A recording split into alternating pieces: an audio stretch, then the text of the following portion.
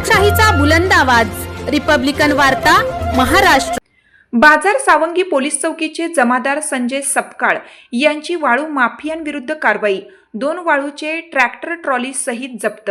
वाळू माफियांचे धाबे दणाणले। खुलताबाद पोलीस स्टेशन हद्दीतील सावंगी बाजार येथे अवैधरित्या वाळू तस्करी करणाऱ्यांच्या घटना समोर येत आहेत। या वाळू माफियांविरुद्ध बाजार सावंगी पोलीस चौकीचे जमादार संजय सपकाळ यांनी कारवाई केल्याची बातमी समोर येत आहे।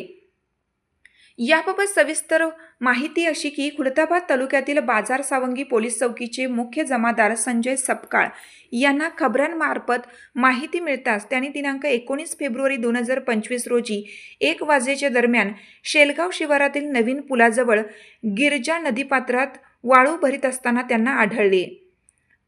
त्यांनी स्वराज्य कंपनीच्या निळ्या रंगाचा ट्रॅक्टर, विना क्रमांकाची ट्रॉली व ऑरेंज कलरचा ट्रॅक्टर, विना क्रमांकाची ट्रॉली असे 2 ट्रॅक्टर बाजार सावंगी पोलिसांनी जप्त करून पोलीस चौकीत जमा करण्यात आले। 2 ट्रॅक्टरांची किंमत 19,20,000 एवढ्या किमतीचे 2 ट्रॅक्टर व विना क्रमांकाच्या 2 ट्रॉली जप्त करण्यात आल्या। या कारवाईमुळे बाजार सावंगी व परिसरातील वाळू माफियांचे चांगलेच धाबे दणाणून गेलं।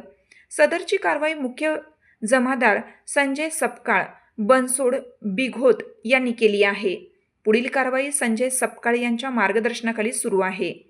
रिपब्लिकन वार्ता महाराष्ट्र न्यूजसाठी खुलताबाद प्रतिनिधी मुनीर अब्बास शहा, छत्रपती संभाजीनगर।